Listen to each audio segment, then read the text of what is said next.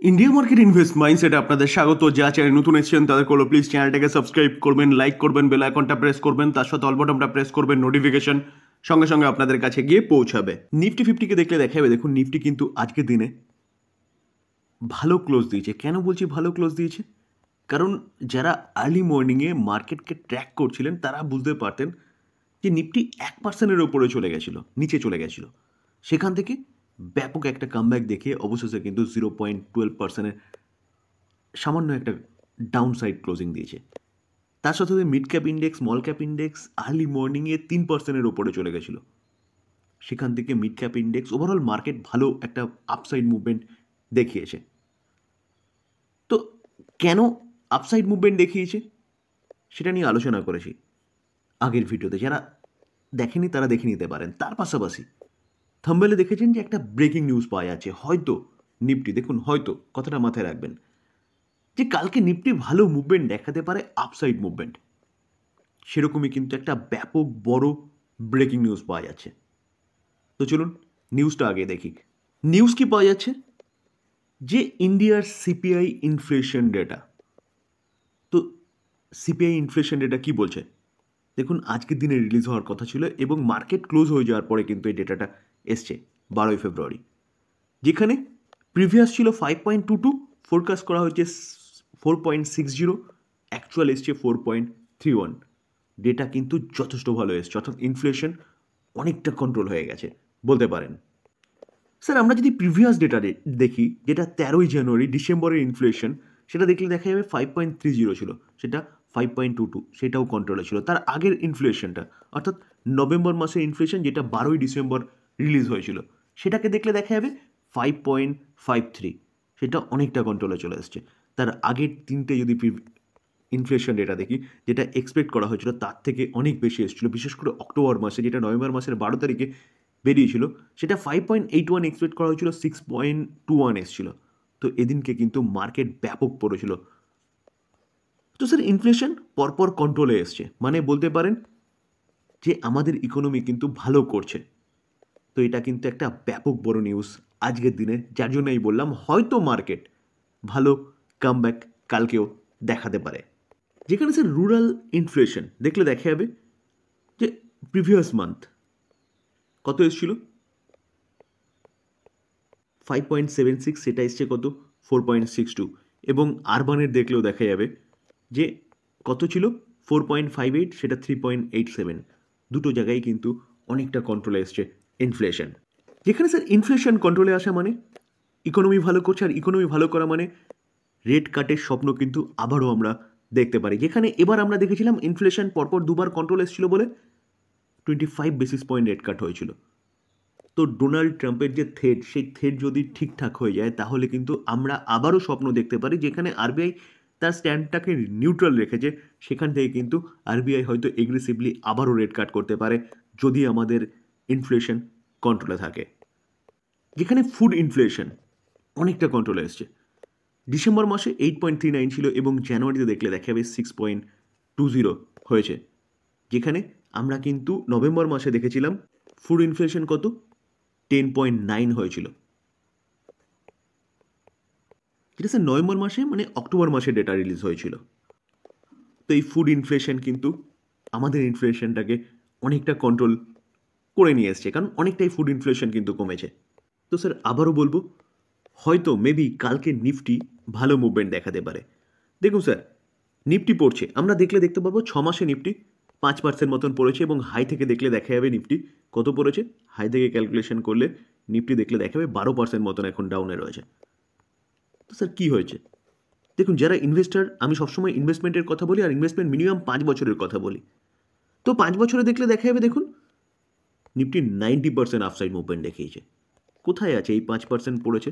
Nifty এখানে যে 13% পড়েছে বা 12% পড়েছে, নিফটি এখানেও পড়েছে 12-13%। নিফটি কোভিডের সময়ও পড়েছে 40%।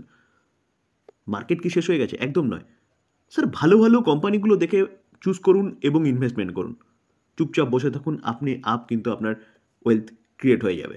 বারবার কেনা বেচা করলে কিন্তু আলটিমেটলি ব্রোকারেজ দিতে হবে প্রচুর, অর্থাৎ ব্রোকিং হাউসগুলোকে হচ্ছে আপনি লাভবান করছেন, বা তাদের বলতে পারেন শ্রীবৃদ্ধি করাচ্ছেন এবং গভর্নমেন্টকে ট্যাক্স দিচ্ছেন। আলটিমেটলি আপনার কিছু হচ্ছে না। আর যারা এফএনও করেন, যারা অপশানে করেন, ফিউচারে করেন, তাদের বলবো স্যার ভালো মতন স্টাডি করবেন, তারপরে করবেন, কারণ ওখানে কিন্তু অনলি ফর 10% লোক সফলতা লাভ করেছে। তো এই জন্য দেখবেন যে বড় বড় ইনভেস্টাররা ওয়েলথ ক্রিয়েট করেছে ইনভেস্টমেন্টের মাধ্যমে। সে আপনি রাধাকিষাণ দামানি বলুন, রাকেশ ঝুনঝুনওয়ালা বলুন, বিজয় কেডিয়া শেয়ার বলুন, কি আপনি ওয়ারেন বাফে বলুন, সবাই কিন্তু ইনভেস্টমেন্টের মাধ্যমে ওয়েলথ ক্রিয়েট করেছে। তো সেই জায়গায় দাঁড়িয়ে এরকম গিরাবাট হলে কিন্তু এটাকে বায়ের অপরচুনিটি খুঁজতে হবে। এইচএল, হিন্দুস্তান অ্যারোনটিক লিমিটেড, কোম্পানিটা ভারতের একমাত্র কোম্পানি যে কোম্পানিটা ফাইটার এয়ারক্রাফট, ফাইটার হেলিকপ্টার তৈরি করে, যেখানে কোম্পানিটা হাই মেরেছিল কত 5,600 সামথিং। তো সেখান থেকে কোম্পানিটা এখন ট্রেড করছে কিন্তু 3,596, অর্থাৎ বলতে পারেন 3,600-র কাছাকাছি।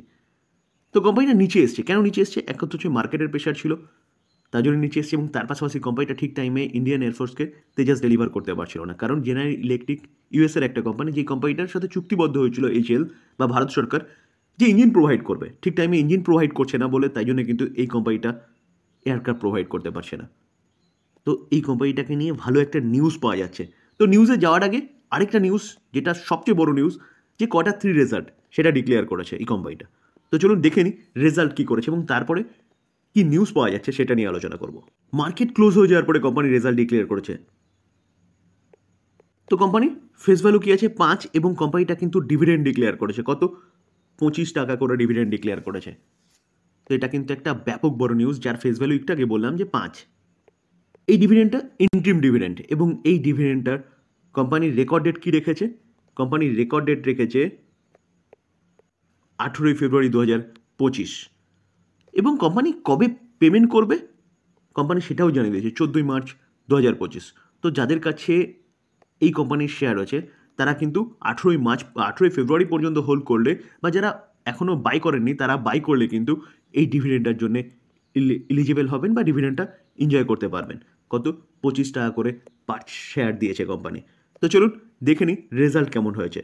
আমরা কোম্পানির কনসোলিডেটেড নাম্বার দেখব, রুপিস কি আছে, রুপিস ইন ল্যাখে রয়েছে। ওকে, সিকোয়েন্স দেখবো, সিকোয়েন্স কি বলছে? সিকোয়েন্স বলছে ডিসেম্বর 23, এক বছর আগে সেপ্টেম্বর 24, আগের কোয়ার্টারে ডিসেম্বর 24, এই কোয়ার্টারে। আমরা যদি কোম্পানির ইনকাম দেখি তাহলে টোটাল ইনকাম কি বলছে? যে কোম্পানি এক বছর আগে দেখলে দেখা যাবে 6,52,126 হচ্ছে কোম্পানি ইনকাম করেছে। সেটা আগের কোয়ার্টারে 6,51,870, এই কোয়ার্টারে 6,58,871। তো 6,52,000টা 7,58,000 হয়েছে, এবং 6,51,000টা 7,58,000 হয়েছে। তো দেখলে দেখাবি ইয়ারলি এবং কোয়ার্টারলি কোম্পানির যে ইনকাম সেটা কিন্তু বেড়েছে। তো এবার কি দেখব? এবার হচ্ছে টোটাল এক্সপেন্সেস। তো এক্সপেন্সেস যদি দেখি তাহলে দেখলে দেখা যাবে, দেখুন কোম্পানি এক বছর আগে কী করেছিল 4,83,000 খরচা করেছিল, আগের কোয়ার্টারে 4,51,000, এই কোয়ার্টারে 5,55,000। তো কোম্পানির ইনকাম যেরকম বেড়েছে সেভাবে কিন্তু কোম্পানির খরচা 4,83,000টা 5,55,000 হয়েছে, 4,51,000টা 5,55,000 হয়েছে, ইয়ারলি কোয়ার্টারলি বেড়েছে। তো ইনকাম মাইনাস এক্সপেন্সেস করলে পরে কোম্পানির অপারেটিং প্রফিট পাওয়া যায়। তো অপারেটিং প্রফিট দেখলে দেখা যাবে, দেখুন কোম্পানি এক বছর আগে 1,68,278 কোম্পানি প্রফিট করেছে, অপারেটিং প্রফিট। আগের কোয়ার্টারে 2,04,78, এই কোয়ার্টারে 2,03,675। তো দেখলে দেখাবে ইয়ারলি জাম্প করেছে অনেকটা, কোয়ার্টারলি সামান্য জাম্প করেছে কোম্পানির অপারেটিং প্রফিট। এবার আমরা কি দেখব? এবার হচ্ছে নেট প্রফিট। তো নেট প্রফিট যদি দেখলে দেখা যাবে, দেখুন নেট প্রফিট কোম্পানি ট্যাক্স ও অ্যাডজাস্টমেন্টের পরে এক বছর আগে 1,26,000, আগের কোয়ার্টারে 1,51,000, এই কোয়ার্টারে 1,53,000। তো ইয়ারলি জাম্প করলেও কোয়ার্টারলি কিন্তু কোম্পানির যে প্রফিট সেই প্রফিটটা পড়েছে। তো বলা যেতে পারে কোম্পানির রেজাল্ট মোটামুটি হয়েছে, যেখানে কোম্পানির রেভিনিউ কিন্তু ইয়ারলি কোয়ার্টারলি বেড়েছে। তো খরচাটা একটু বেড়েছে বলে কোম্পানির প্রফিটটা, অপারেটিং প্রফিটটা একটু কমেছে। তো ট্যাক্স ও অ্যাডজাস্টমেন্টের পরে কোম্পানির মেন প্রফিটটা কোয়ার্টারলি পড়েছে, ইয়ারলি যথেষ্ট ভালো করেছে। প্রথমত বলে রাখি স্যার, এই যে নিউজটা পাওয়া যাচ্ছে না, এটা কিন্তু ইন্ডিয়ান ডিফেন্স রিসার্চ উইং থেকে পাওয়া যাচ্ছে। নিউজটা আজকেরই নিউজ, যেখানে এই কোম্পানির কোনো ফল্ট নেই, কোম্পানি কিন্তু সব কিছু রেডি করে রেখেছে, শুধু ইঞ্জিন আসলে ইঞ্জিনটা লাগিয়ে সাপ্লাই দিতে পারবে। তো এইচএএল এর চিফ কি বলছেন, যে says order of 95 Tejas MK1 and Prachand helicopter in next few month. এই কোম্পানিটা কিন্তু যেই অর্ডারটা অনেক দিন আগে শুনতে পেরেছিলাম যে অর্ডারটা প্লেস হতে চলেছে, সেই অর্ডারটা কিন্তু আবারও শোনা যাচ্ছে যে ডিফেন্স মিনিস্ট্রি থেকে কিন্তু 97টা তেজস এবং সম্ভবত 135টা হেলিকপ্টারের যে অর্ডারটা সেটা কিন্তু নেক্সট ফিউ মান্থের মধ্যে এই অর্ডারটা কিন্তু চলে আসতে পারে এইচএল এর কাছে। যেখানে এই আর্টিকেল দেখলে দেখা যাবে, দেখুন চিফ ডিকে সুনীল তিনি কি বলছেন, তিনি বলছেন যে Indian defence aviation sector confirming কি বলছে that 95 additional Tejas MK1A fighter jet এবং 135টা বলেছে 156টা পার্সেন্ট হেলিকপ্টার আর expected to be order in the coming month. এটা কিন্তু তারাও এক্সপেক্ট করছে। কেন? কারণ অলরেডি কিন্তু মোটামুটি যে ইঞ্জিন নিয়ে যে প্রবলেমটা, সেই প্রবলেমটা কিন্তু প্রায় শেষ হওয়ার মুখে। তো সেই জায়গায় দাঁড়িয়ে মার্চের থেকে যতটুকু যা শোনা যাচ্ছে, মার্চের থেকে কিন্তু কন্টিনিউয়াসলি ইঞ্জিন প্রোভাইড করবে জেনারেল ইলেকট্রিক। এবং যা আগে কথা হয়েছিল যে যতটা দেওয়ার কথা হয়েছিল ইঞ্জিন প্রতি মাসে, তার থেকে ডবল ইঞ্জিন প্রোভাইড করবে তারা। এবং এইচএল সব সেট আপ করে রেখেছে, আসলেই এয়ারক্রাফট ম্যানুফ্যাকচারিং শুরু হয়ে যাবে। যেখানে বলা হচ্ছে কত, এই যে ডিলটা না 1.3 লাখ কারোর। তো যে কামিং অর্ডার মাথায় রাখবেন স্যার। তো স্যার এই হচ্ছে ব্রেকিং নিউজ বা বিগ নিউজ। একটা হচ্ছে রেজাল্ট, আর একটা হচ্ছে যে 1.3 লাখ কারোরের যে অর্ডারটা, সেই অর্ডারটা কিন্তু সামনে কিছু মাসের মধ্যে পেতে চলেছে এইচএল। কে বলছে? চিফ বলছে। তো আলোচনা এই পর্যন্তই।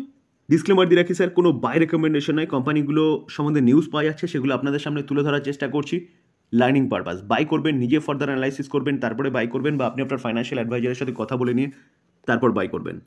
থ্যাংক ইউ, ভালো থাকবেন।